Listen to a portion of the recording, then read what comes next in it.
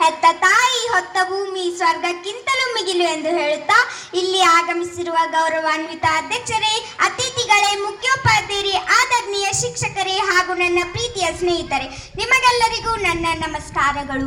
ನಾವು ಇಂದು ನಮ್ಮ ದೇಶದ 80ನೇ ಸ್ವಾತಂತ್ರ್ಯ ದಿನಾಚರಣೆಯನ್ನು ಸಂಭ್ರಮದಿಂದ ಆಚರಿಸಲು ಇಲ್ಲಿ ಸೇರಿದ್ದೇವೆ. ಈ ಸ್ವಾತಂತ್ರ್ಯ ನಮಗೆ ಸುಲಭವಾಗಿ ದೊರೆತ ಉಡುಗೊರೆಯಲ್ಲ. ಇದರ ಹಿಂದೆ ಸಾವಿರಾರು ದೇಶಭಕ್ತರ ತ್ಯಾಗ, ಬಲಿದಾನ, ಕಣ್ಣೀರು ಮತ್ತು ಅಚಲ ಹೋರಾಟದ ಫಲವಿದೆ. ಇಂದು ನಾವು ಹೆಮ್ಮೆಯಿಂದ ಹಾರಿಸುವ ಈ ತ್ರಿವರ್ಣ ಧ್ವಜದ ಪ್ರತಿಯೊಂದು ಬಣ್ಣದಲ್ಲೂ ಲಕ್ಷಾಂತರ ವೀರರ ಕಥೆಗಳು ಅಡಗಿವೆ. ಈ ತ್ರಿವರ್ಣ ಧ್ವಜವನ್ನು ನೋಡಿದಾಗ ನಮ್ಮ ತಲೆ ಮಾತ್ರವಲ್ಲ, ನಮ್ಮ ಹೃದಯವು ಗೌರವದಿಂದ ಬಾಗಬೇಕು. ಭಾರತ ಎಂದರೆ ಕೇವಲ ಒಂದು ಭೂಭಾಗವಲ್ಲ, ಭಾರತ ಎಂದರೆ ನಮ್ಮ ತಾಯಿ, ನಮ್ಮ ಹೆಮ್ಮೆ, ನಮ್ಮ ಗುರುತು, ನಮ್ಮ ಉಸಿರು. ಇಂದು ಗಡಿಯಲ್ಲಿ ನಮ್ಮ ಸೈನಿಕರು ತಮ್ಮ ಕುಟುಂಬವನ್ನು ಬಿಟ್ಟು ನಮ್ಮ ನೆಮ್ಮದಿಗಾಗಿ ಹಗಲು ರಾತ್ರಿ ಕಾವಲು ಕಾಯುತ್ತಿದ್ದಾರೆ.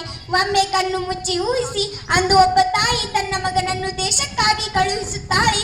ಆ ತಾಯಿಗೆ ಗೊತ್ತಿತ್ತು ತನ್ನ ಮಗ ಮನೆಗೆ ಮರಳಿ ಬರಬಹುದು ಅಥವಾ ಬರದೇ ಇರಬಹುದು ಎಂದು. ಅಂದು ಒಬ್ಬ ಪತ್ನಿ ತನ್ನ ಗಂಡನನ್ನು ದೇಶಕ್ಕಾಗಿ ಕಳುಹಿಸುತ್ತಾಳೆ.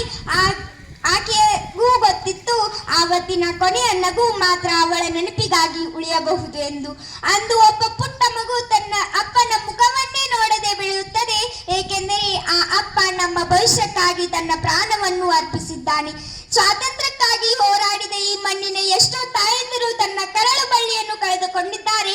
ಎಷ್ಟೋ ವೀರ ನಾರಿಯರು ತನ್ನ ಸೌಭಾಗ್ಯವನ್ನು ಕಳೆದುಕೊಂಡಿದ್ದಾರೆ.